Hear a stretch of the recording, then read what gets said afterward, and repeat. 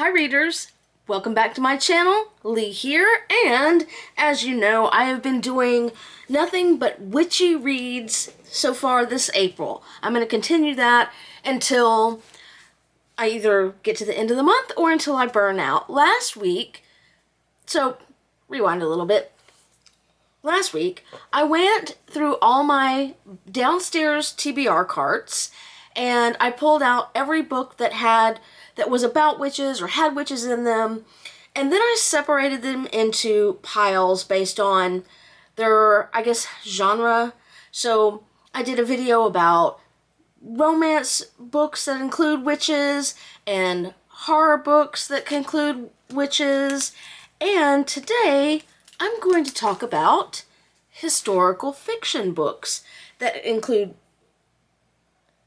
witches. Now some of these aren't like, let's just get to it.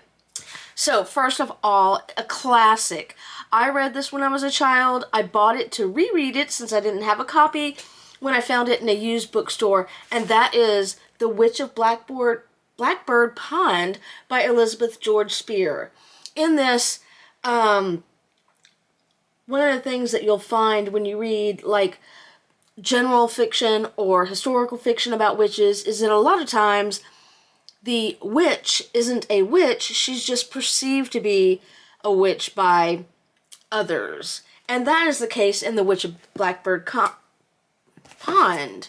Lord, I gotta work on slowing down so my mouth can keep up with my brain. In this one, Kit Tyler knows as she gazes for the first time at the cold, bleak shores of Connecticut Colony that her new home will never be like the shimmering Caribbean islands she left behind. She is like a tropical bird that has flown away to the wrong part of the world, and in the stern Puritan community of her relatives, she soon feels caged as well, and lonely. In the meadows, the only place where she can feel completely free, she meets another lone and mysterious figure, the old woman known as the Witch of Blackbird Pond. But when their friendship is discovered, Kit faces suspicion, fear, and anger. She herself is accused of witchcraft. I do not know how this book ends, but many women who are considered witches or were considered witches, particularly in historical fiction, are people who are different or separate from the crowd, and a lot of times people fear what is different and react angrily out of that fear. I do not know when I'll do a reread of this, but I did buy it to reread it, and now I want to know what happens to Kit at the end. Next up, this is a book I have been looking forward to reading, and it may be my next... Alexa, be listening to me. It may be my next read, since I've been trying to read like witchy romance, witchy horror. I've read a lot more witchy romance than anything else this month, but this is The Once and Future Witches by Alix E. Harrow. And this just gives, first of all, love that cover.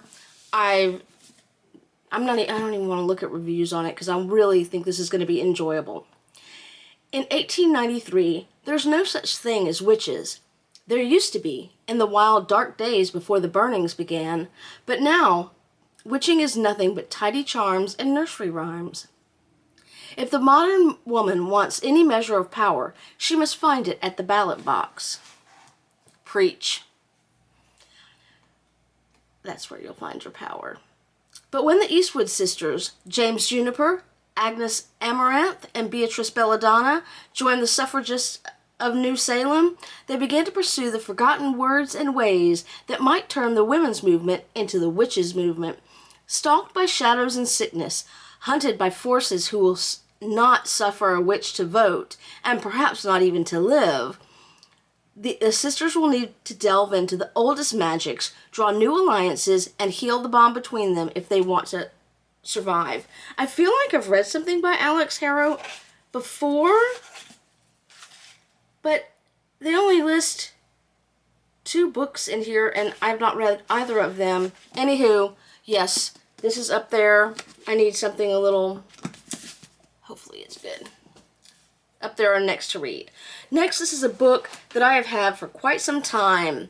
This is Hour of the Witch by Bohjalian. Now, let me tell you, I've not read this. I've got another of his books that I have not read, but I did read and loved The Flight Attendant. I know this is not going to be anything like that, but I loved his character building in that book. And this one, Boston, got to put the glasses on for this one, 1662.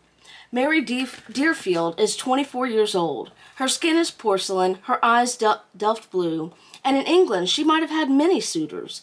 But here in the New World, amid this community of saints, Mary is the second wife of Thomas Deerfield, a man as cruel as he is powerful.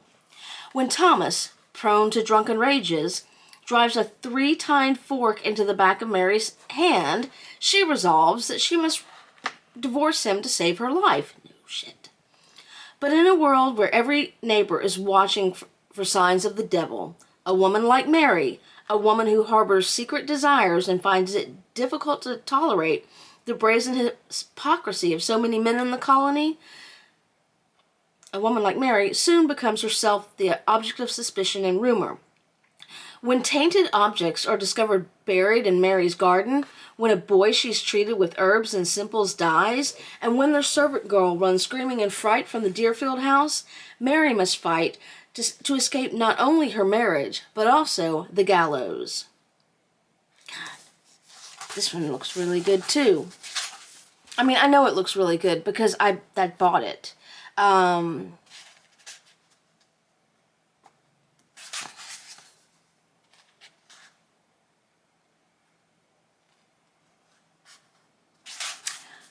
One of these 2 books is going to be my next book. Not sure. Alright.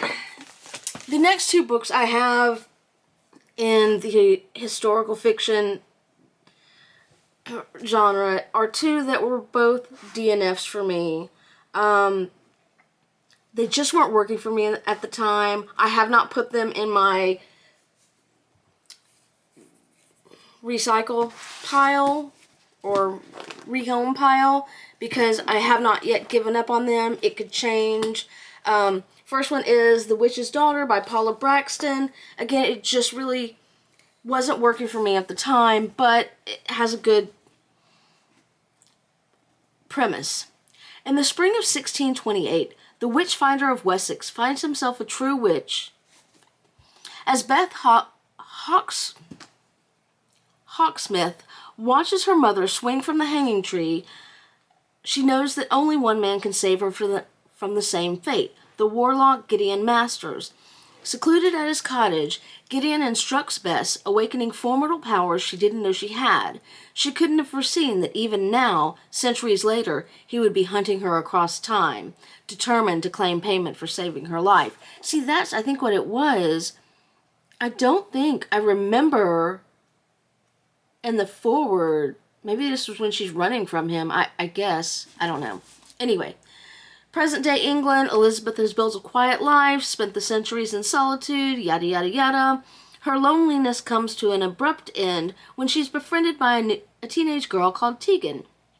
Against her better judgment, Elizabeth opens her heart to Tegan, but will she be able to stand against Gideon, who will stop at nothing to reclaim her soul, in order to protect the girl who's become the daughter she's never had? Yeah, so like I said, some people love this book. At the time that I tried to read it, it just was not working for me, and I decided after 2020, when I started reading a lot again, that I'm not going to force it. Reading is supposed to be pleasurable, it's not my job to do. I'm not in school. So, the next book, and I really think that it was just, sometimes I think books come at the right time or the wrong time. And you can read a book, if you read it in the wrong time, when you're in the wrong mindset or wrong emotional space, then it cannot resonate with you. You cannot like it. But if you read it in the right place, everything just clicks together. And I really think that A Witch in Time by Constance Sayers was a book that came just at the wrong time for me. I tried to read it at the wrong time. This is, I mean, it's got everything I should love. In 1895, 16-year-old Juliet begins a passionate, doomed romance with a married artist. In 1932, aspiring actress Nora escapes New York for the bright lights of Hollywood and a new chance at love. In 1970, California musician Sandra's secret love affair threatens to tear her band apart. And in 2012, Helen has started to have vivid dreams about ill-fated love and lives cut short. Bound to her lover in 1895 and trapped by his side ever since, Helen has lived through multiple lifetimes under different names, never escaping her tragic endings. Only this time, she might finally have the power to break the cycle. See, I'm totally great premise. Sounds wonderful. I think it was just the wrong time for me.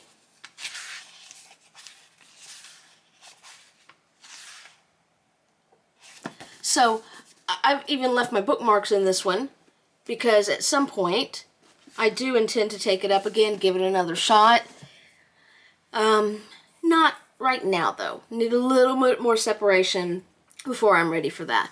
Anywho, that is Witchy Season Historical Fiction Edition. I hope you've enjoyed it. I will be coming at you later in the week with one... I'll let you guess what genre it is. It is the most books I've found that contain witches. That's it for me. Happy reading!